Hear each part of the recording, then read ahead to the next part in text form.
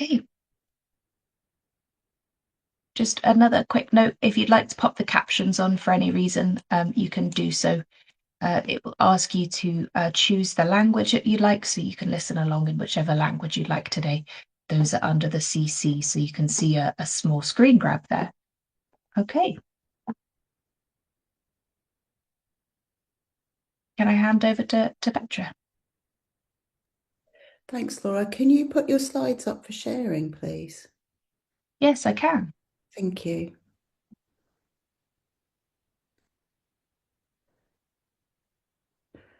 I'll say morning, everybody, while Laura's putting the slides up for me to see as well. I hope you're all doing well, and thank you for joining us for this first session. I'm Petra.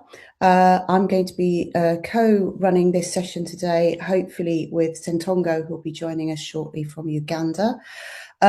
We are going to run the session hopefully with enough time for you to ask your questions, and it based around your ideas as well. So you've also met Laura, who's here on the call, and Emmanuel, who is behind the scenes helping too.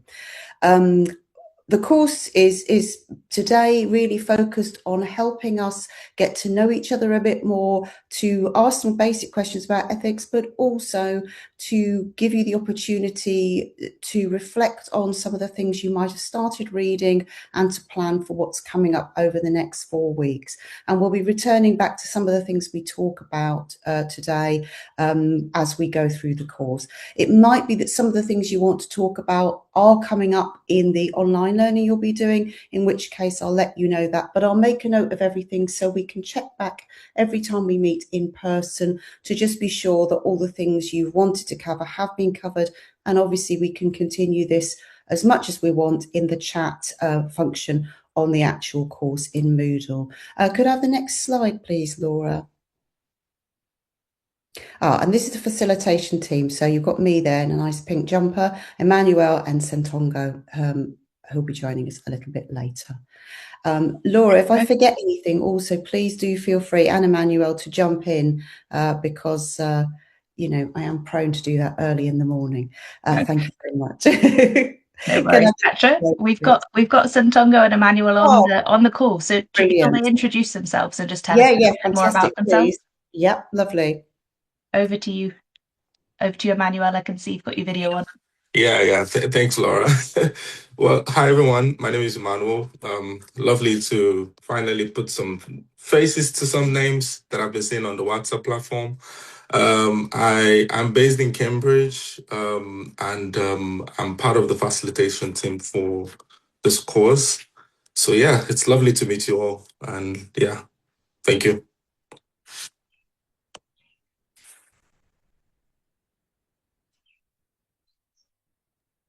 Ssentongo, do you want to join us? Hello.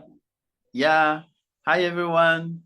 I'm Ssentongo, tuning in from Uganda, and I'm really so happy to be around here. And I also welcome all of you. I thank Laura and Petra for the wonderful job done, and also thank Emmanuel for moderating the WhatsApp chat. So I think we can start right away. Yeah, thank you so much. Thanks, Ssentongo. So our first activity is just for everybody to say hello in the chat box. I think you've already mostly said hello, but we've got a little icebreaker challenge today. And since it was Valentine's Day quite recently, an activity I quite like to do with people is to get them to think about something they really love about research. Now, at the moment, if your research is really annoying you, that might be a bit of a challenge, but hopefully you can think of something that you would really enjoy or love that you can pop in the chat for us to have a look at. Now, on the right-hand side of the slide, there's a picture of lots of little love hearts, like love heart sweets, and written on each of those are things people have told me in the past that they love about research. So it's things like get consent, timekeeping, being proud of your achievements, give yourself a reward, planning ahead, exploring ideas, empowering others. So as you can see, there's a really varied reason why people love research.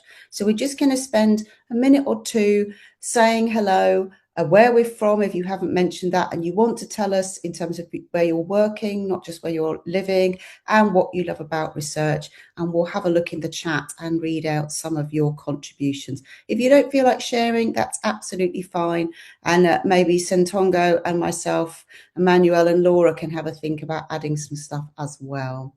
And Laura's helpfully put in your name, organisation, and what you love about research.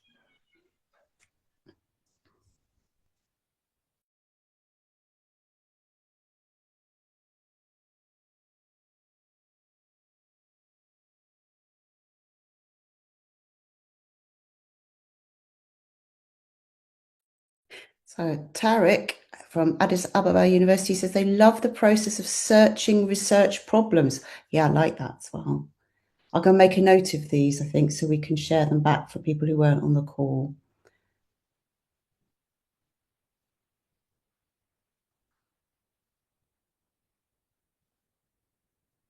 That's an unusual one as well, because sometimes people say they get stuck with searching for research problems. So it's quite nice to see that's something people love.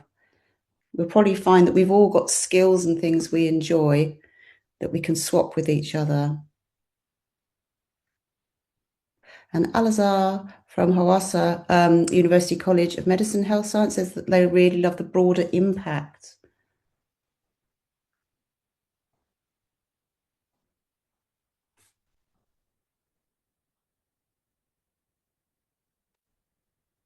Berry, who likes the gaps in research, they're from Ethiopia.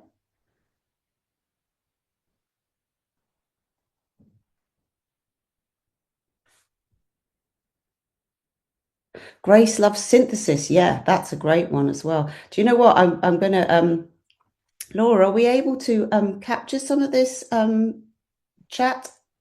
Yes, yeah, we'll save it. Okay, because I'm writing really quickly and all these lovely things are coming in. Audrey is saying that they really love interacting with people and finding their perspective on issues. Yeah, actually, I think that's probably one of my favourite bits as well. And Alan really loves the fact that it helps give good evidence to addressing problems. Yeah, that's brilliant.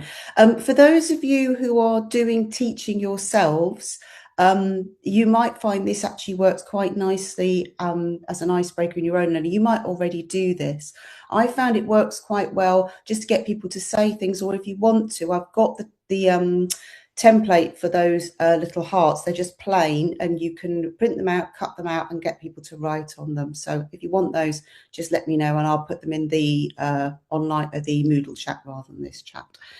And then Billy from Zimbabwe says, I love the research process from data collection to presentation in order to find solutions from emerging problems. Yeah, you're all problem solvers by the sound of it today. Those are brilliant. And then Tesfaye says, artistic research that's practice and performance based.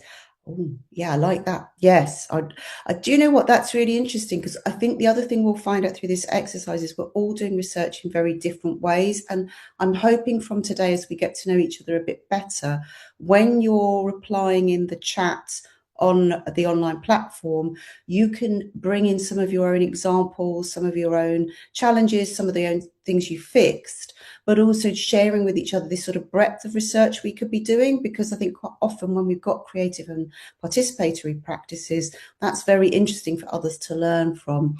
And let's have a look. Gota says, research makes me understand divergent views of other researchers. Yes. Yosef loves data analysis and interpretation. And then what else have we got?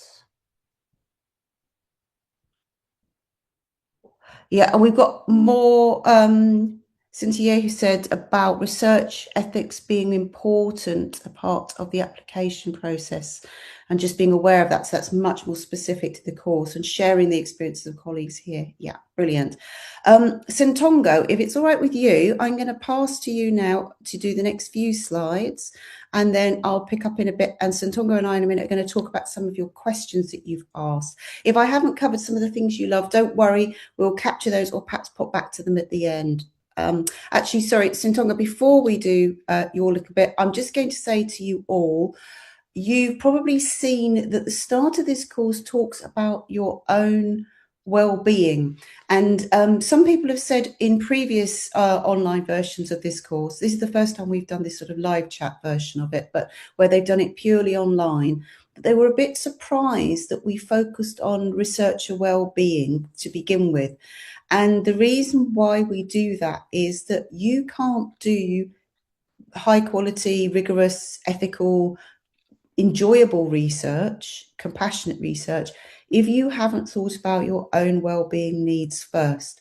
So one of the things you'll find that we talk about a lot is your well-being in terms of your own study. We're mindful that for some of you, you might be marking Ramadan or Lent. We're also aware that a lot of you have got other responsibilities, parents, carers, you've got other things that are part of your life, part of your community, your own health, your own well-being.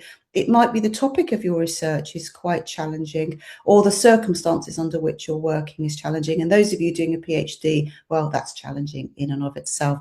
So we want you to be focusing on your own well-being. There's a question about that in the chat on the online platform. You will be looking at that, and we'll remind you of it, because as we move through the course, you will notice that some of the things we talk about in terms of past and current ethics are quite challenging, quite difficult, upsetting. So at any point, if you want to turn off your camera, don't want to join in the chat, want to ask us for help, just want to be mindful and return back to the resources we've given you about well-being, that would be great. I'm also always aware that we're working across a lot of very different countries and cultures and faiths. So you might look at this and think, yeah, those well-being suggestions are okay, but for me, I would like them to extend in this particular way, in which case, please also feel free to suggest your own ideas and ways for looking after yourself and each other. I think Laura's explained a bit more about interacting with the course and our disclaimer, just in terms of where we're offering advice here. So just as a reminder, and I think you know this already, doing this course isn't a replacement for having ethics committee approval. We are here to help you and guide you. We have got some people studying on the course who are themselves on ethics committees, and I know they're going to give us some amazing insights from that, but they also are not able through this course just to grant ethical approval. This is to give you the sort of tools to get to the next step of acquiring ethics if you don't have it, or being a more ethical practitioner if you already have ethics within your research. Hopefully that's clear, but if it's not, or if that's not quite meeting your expectations, do let Laura or Emmanuel know, and we can kind of proceed from there. So I think the next slide is Emmanuel's, if you don't mind jumping forward, Laura, please. Okay, Emmanuel, are you all right to carry on from here? Oh, sorry, not Emmanuel, Ssentongo. I am half asleep, sorry. I keep promoting Emmanuel to have to present. Ssentongo, if you're all right to carry on from here.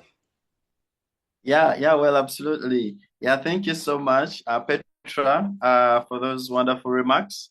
Greetings to Emmanuel as well. So, well, about the course, as you've introduced, that it's going to introduce us to research ethics, but we are not coming in as research ethics committee, though some of us sit on the committee, but we're going to disseminate information that will contribute to that. So therefore, a little bit about the course. We shall have live sessions. There are around 3 to 4, 3 live sessions where we shall be running them with Petra.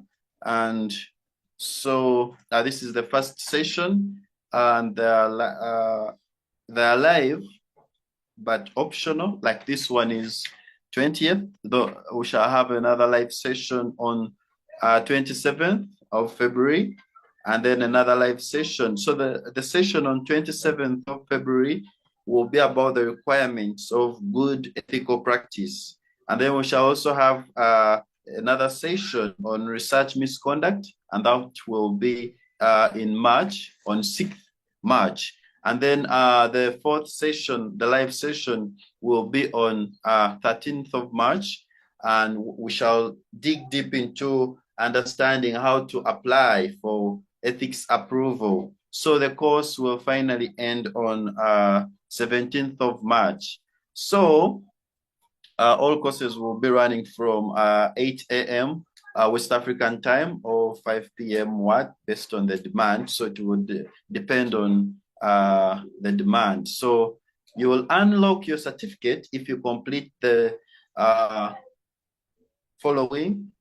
First of all, either passing the pre and post course surveys. We're really happy about most of you who have really finished their pre-course surveys, the book and the activities, and also passed the quiz with 80% and above. So for the merit pass, the pass prerequisites, and add a post and reply to each of the discussion forums. So if I told you pass all the prerequisites and also add a post and also reply to each of the discussion forums, you will unlock your certificate on merit. Yeah, I think we could move on to the next slide, Laura.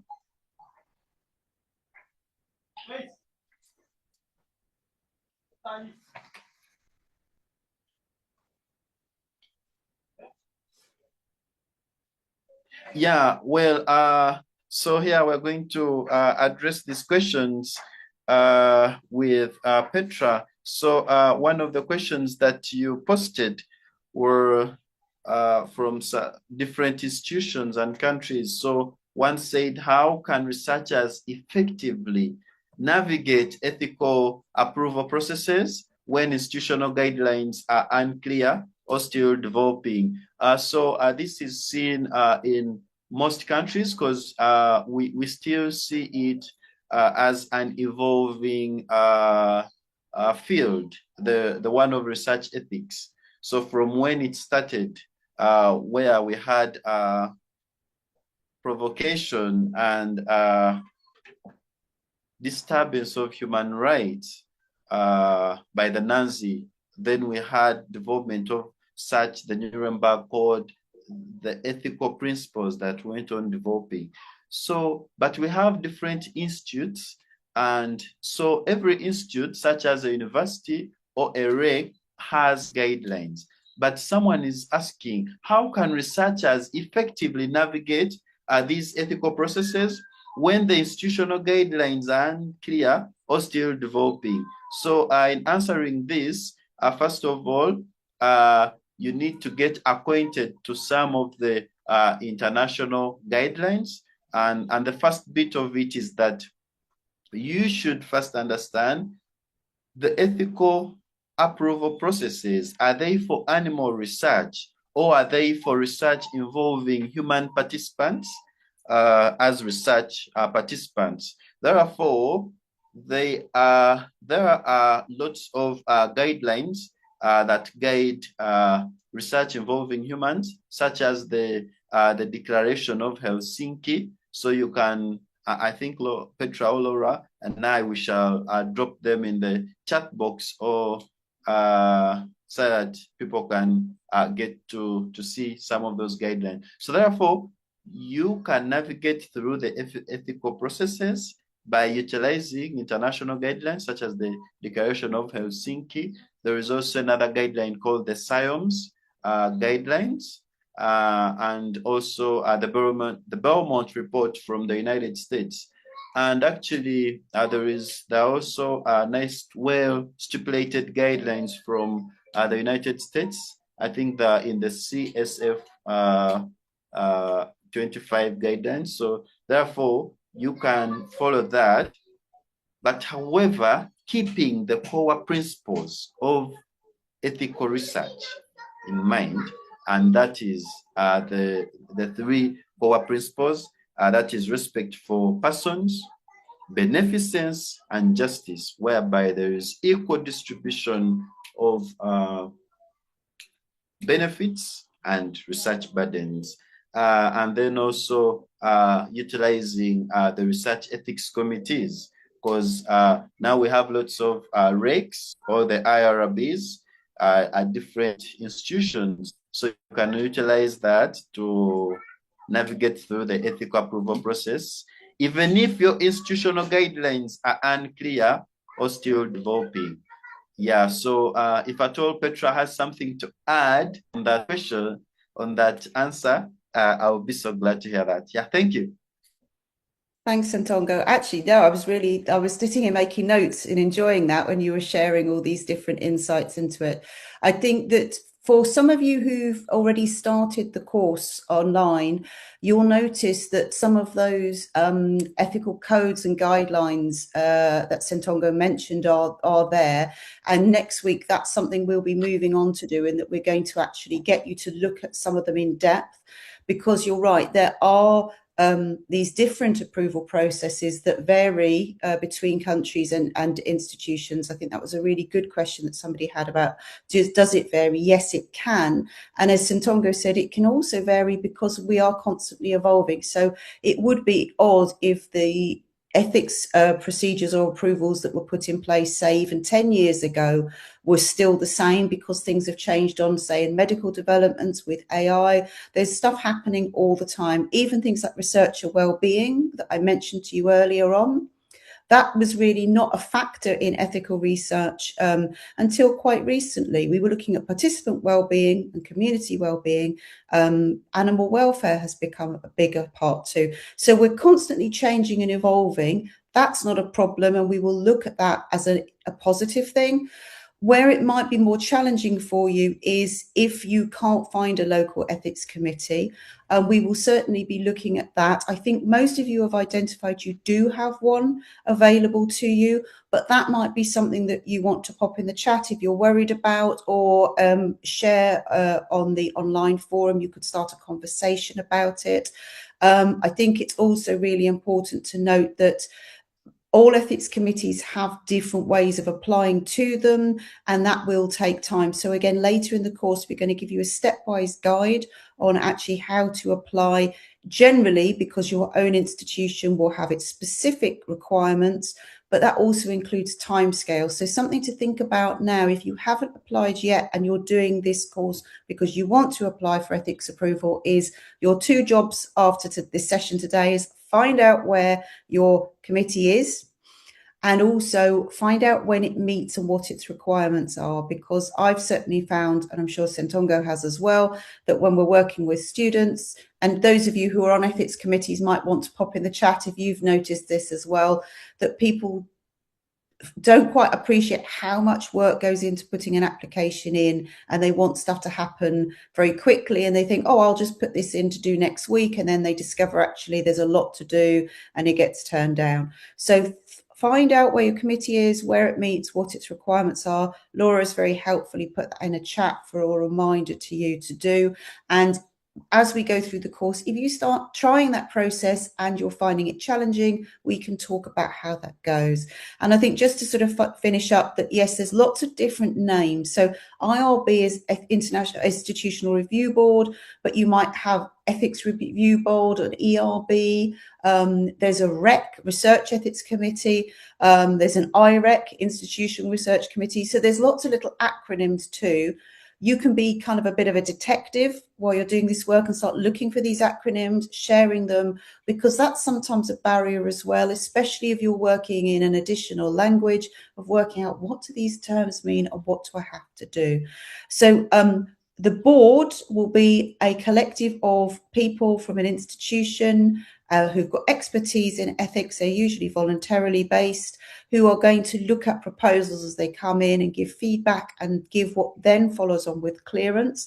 Clearance doesn't mean to say it's like a rubber stamp that your work is perfect. It's just part of a wider process around showing that you're taking steps to make your research ethical. And data sharing is about agreements that you've got to be able to share the data you've collected with other people within a restricted way. So you can't just share it with everybody, but there'll be certain guidelines you can follow. And to make it even more complicated, the data sharing agreement is something that you might negotiate through your ethics application.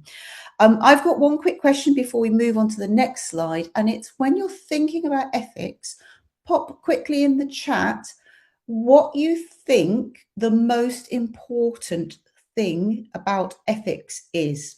So some of you might say it's ethics applications or approvals. Some of you might have another idea. So if I ask you to say, what do you think the most important part of ethics is, what would you put in the chat?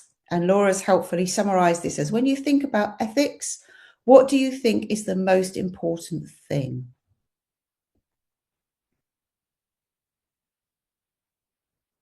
And in fact, I think just to save time, I'll let you pop that in the chat while Ssentongo goes on to the next slide, and I'll return to that in a minute because there's a reason for me asking that question.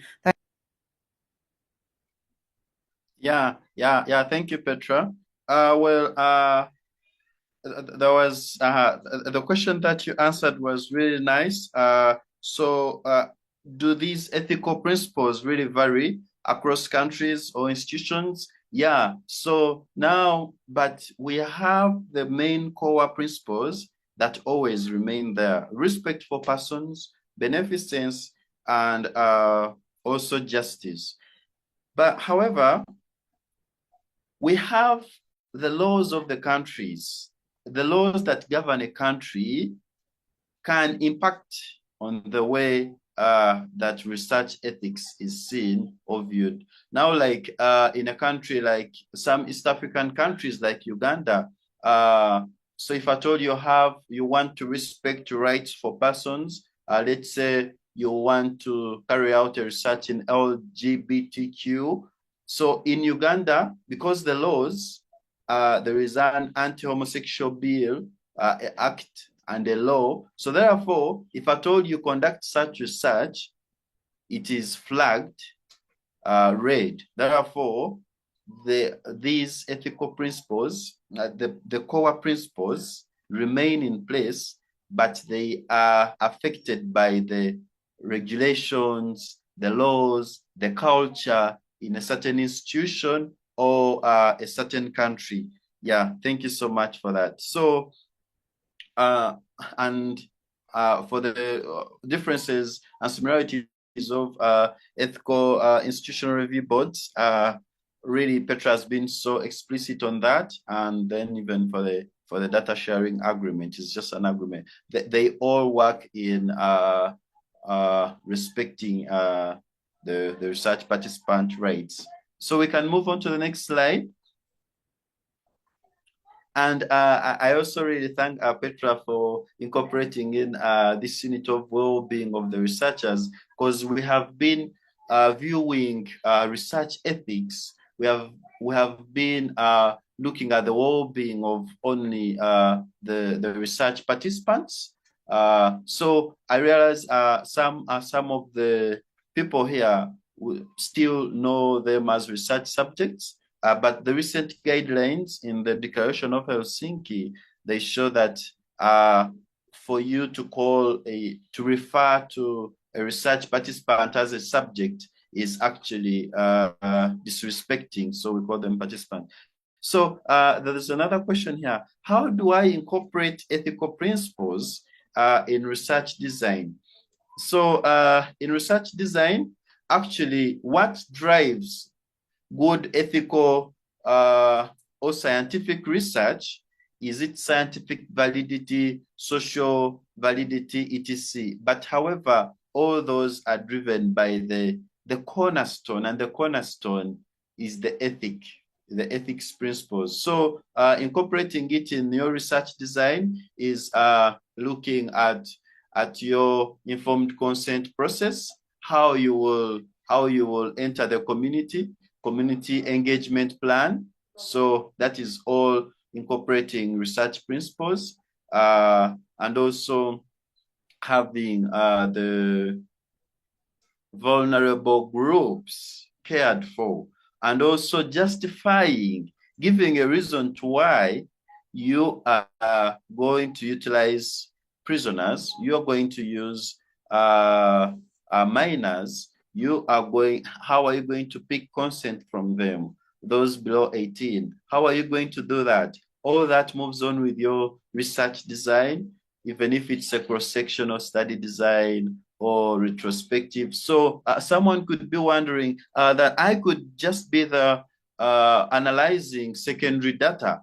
So you should also add in, it is prudent for you to add in a statement, an ethical statement that shows that there was, or maybe you received a waiver from, let's say, Research Ethics Committee that gave you a go-ahead for you to bypass the informed consent process, for you to bypass lots of things to reach onto the data to analyze and then try to write a manuscript or make a publication. So therefore, ethical principles should be incorporated in all types of research designs, even if you don't need any thing like privacy or confidentiality or community engagement. So you should have in that ethical statement, principle statement. So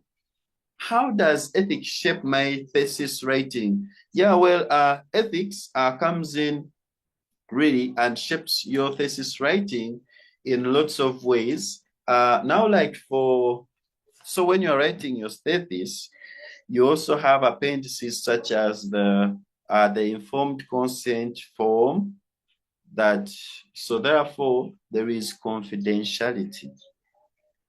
How you're going to handle participant data. There is privacy. So privacy comes in how you are picking information from that research participant. Yeah. So when you are picking information from that research participant, it is very good for you to have them in a private space. Therefore, in your writing, you have it. In your sampling, if you are using stratified sampling or any snowballing, you need to incorporate in all that, those ethics. They shape your writing of the entire informed consent process, your data sharing agreement, and even your study design. So therefore, and even it shapes your subsection of the ethical process and even approval. So someone is asking, are there any other resources available to provide real-time assistance while I'm conducting my research? So because we are in the e-era, I don't know whether I think Petra will add on to this to show us if we have some new applications, some applications that could assist students in that, and it's an area to look at. But still, the resources available. I'm having some physical. I don't know whether my network is clear. I'm having some of the physical copies, such as so this is the SIOMS guidelines. So you can browse the net and you get that. You can have the Belmont report. You can have some country guidelines. Now, like the South African guidelines, the research ethics guidelines, they're really explicit.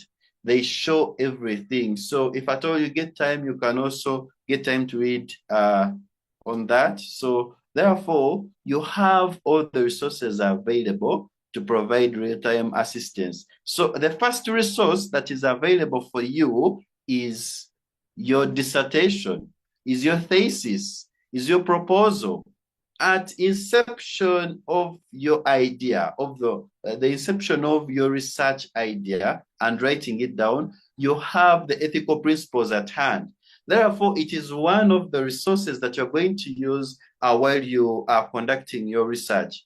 So it is so important for you to have it and also have some guidelines at hand and also receive a research ethics approval or an IRB approval. So thank you for that. I think Petra could add on to that if you have something from your experience or anything from the UK. Yeah, thank you. I'm not going to add much because that was really, really helpful. And I love the idea of it beginning, with your thesis or your dissertation, your writing. Just to go back to the points where I asked you a minute ago about what you thought the most important part of ethics were, and echoing Ssentongo's points here, you said things like protection, looking after participants, confidentiality, the ethical frameworks you might use, participant well-being and safety, fairness, voluntariness, informed consent. And some of you mentioned the fact that it's actually huge. It's a very wide topic, so it could be a lot of things. All of those things we're going to come on to throughout the course, either in our live sessions or you'll see on the online course. Some of you might have already nearly finished the online course and some of you might have just started it. So it will be covered in there. But the thing that really is the most important thing is you. So ethics starts and ends with you. Although we're going to go through all these different codes, we're going to talk about different ways the ethics can be done well, where it's been done very badly in the past, where it can we can improve our practice, the concerns you might have. I know people are worried about misconduct and things like that, and we will be doing a live session on that later on during the next 4 weeks.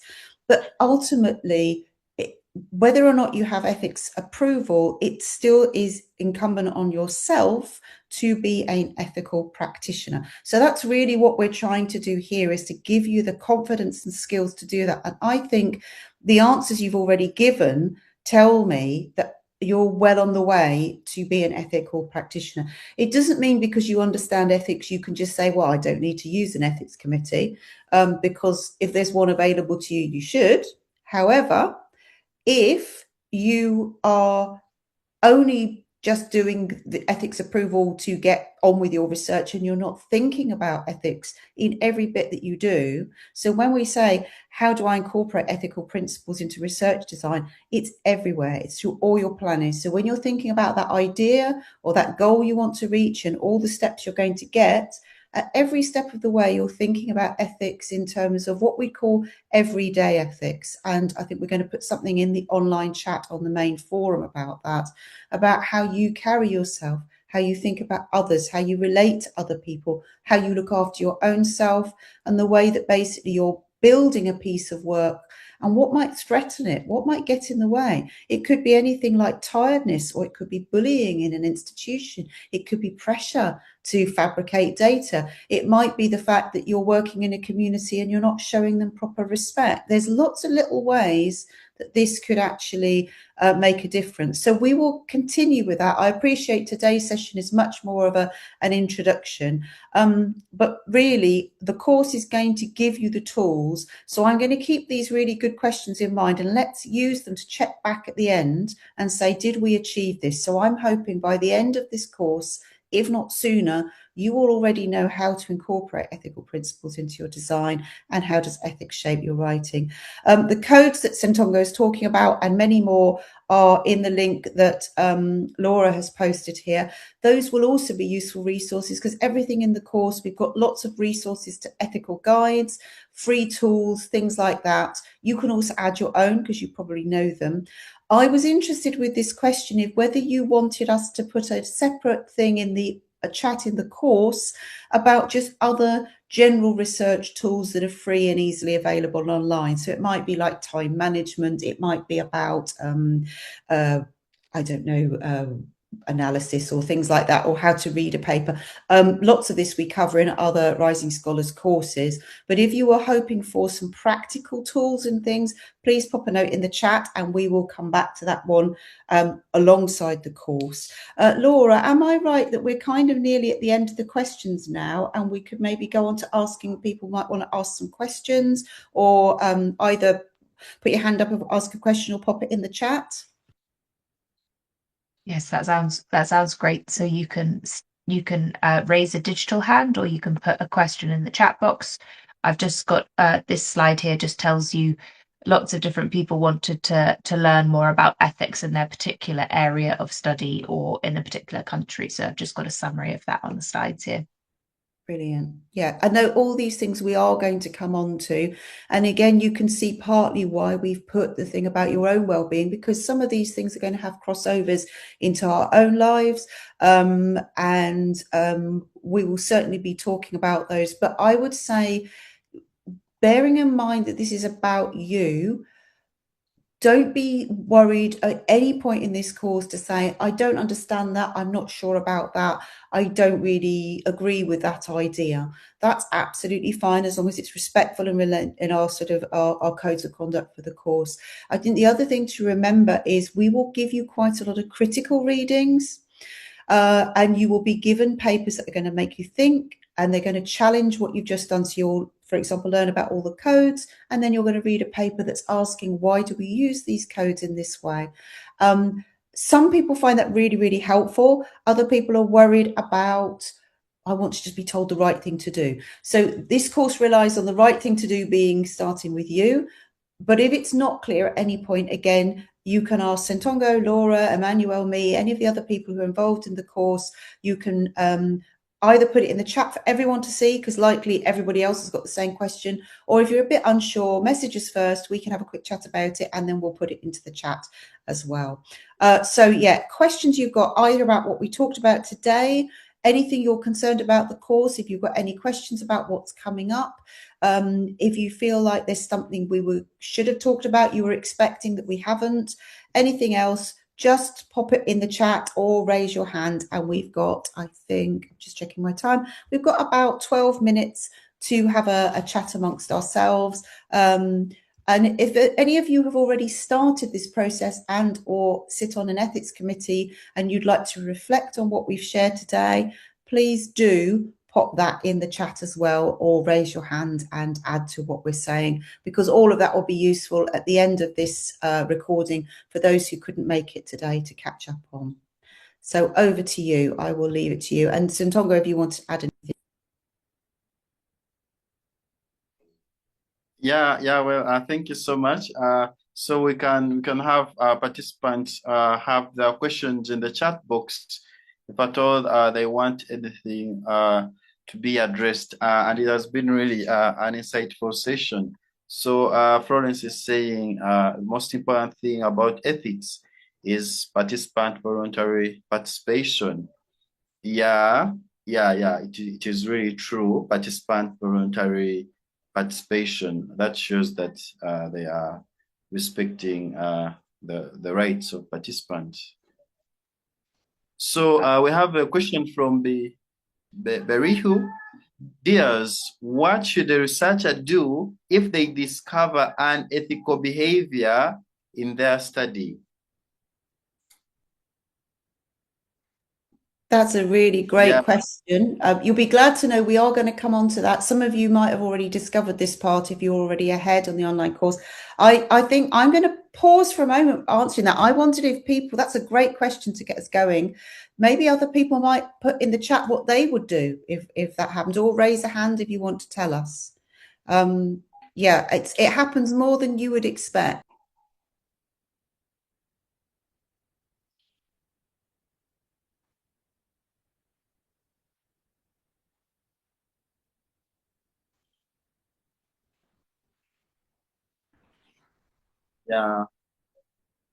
Yeah, people could put in the responses into the chat box. So as they're doing that, so in Uganda, we have some well-stipulated informed consent forms. So we have that if at all someone notices unethical behavior, they contact the chairperson of the Research Ethics Committee. Remember, this research involving human participants,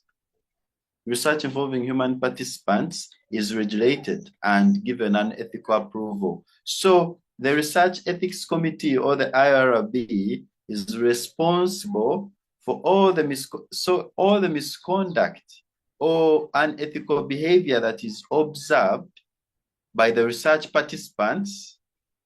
They should report to the regs or to the reg chair to take action. So we are seeing Joseph. Joseph is asking who is showing unethical behavior. So of course, if at all the researcher is the one who is noticing unethical behavior, therefore it is maybe by the research participants or the researchers, and then report to REC who approved the study. Yeah, RM is true.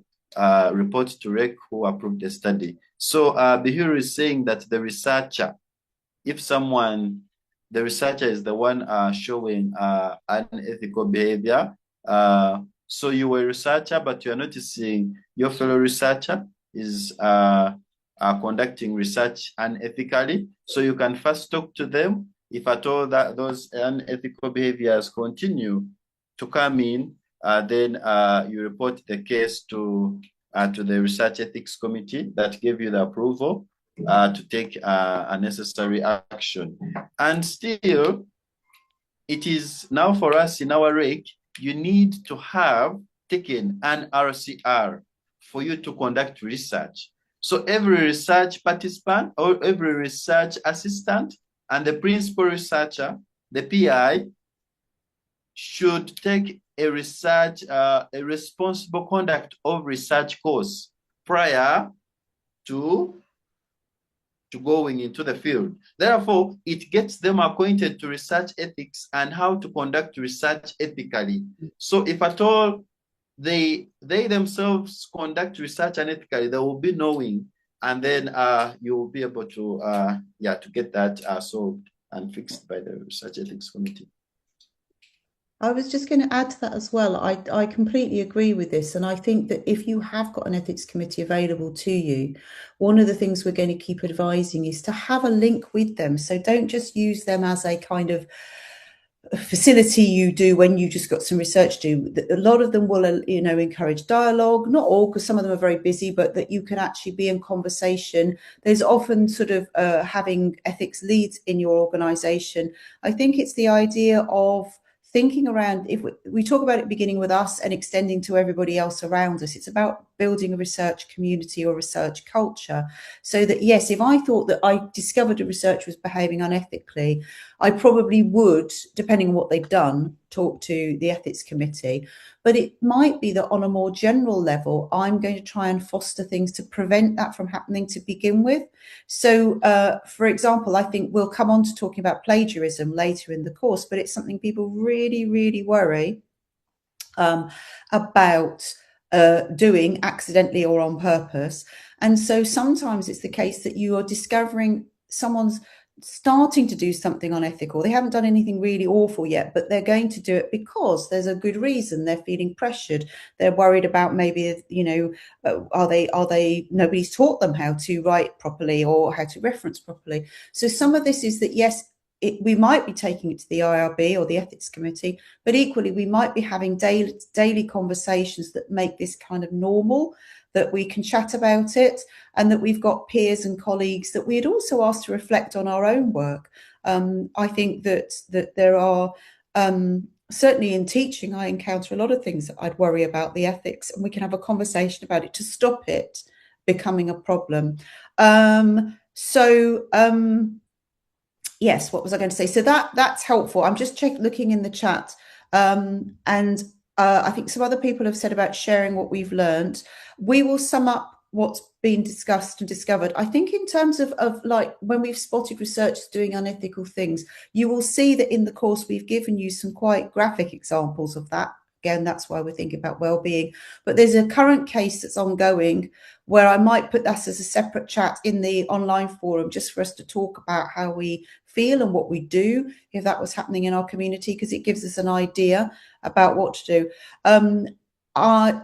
I'm aware that we're sort of coming up on the last few minutes of the course. Is there anything that you would like us to think about from today that you'd either like us to pick up on next week? We will return to everything next week anyway, but that you'd like us to pick up on in the live chat next week, or if you can't make the live chat next week, you'd like us to chat about in the online forums.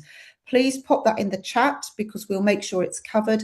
And don't forget, we're checking into the online forums all the time. So use them as a discussion function, reply to each other's messages. You'll get more from the course if you ask, if you chat. Think about it in your workplace. If you having a coffee and chatting with your colleagues, that's where you get the most from these things. So please do ask questions, offer your insights, share ideas, really get involved in the chat online.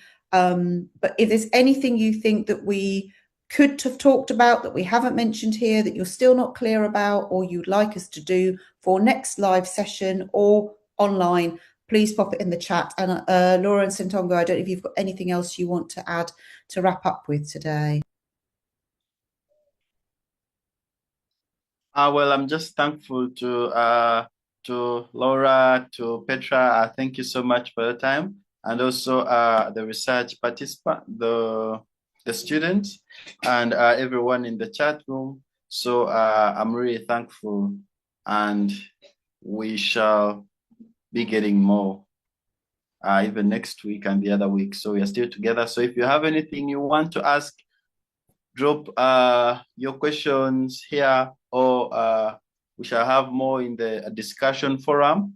We shall be addressing some of the issues, and those who haven't introduced themselves in the introductory chat, you can really go there into the system and do that. So we shall keep in touch. Yeah, thank you. If at all Laura has anything else to add on, yeah, this is the time.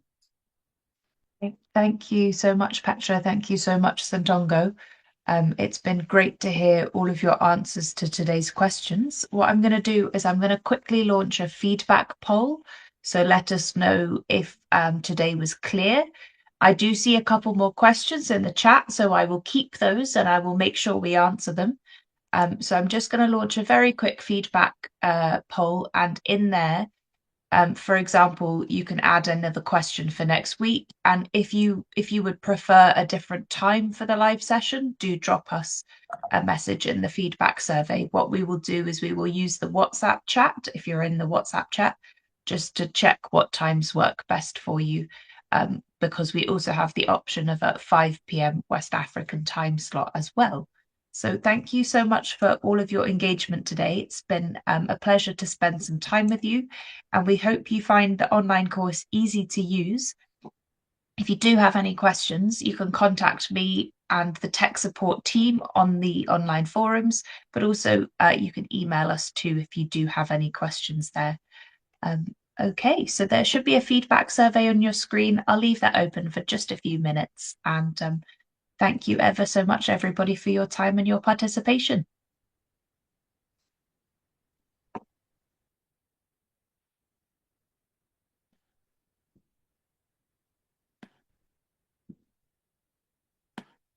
Thanks, Laura. Thanks, everyone. Thanks, Ssentongo. Thank you.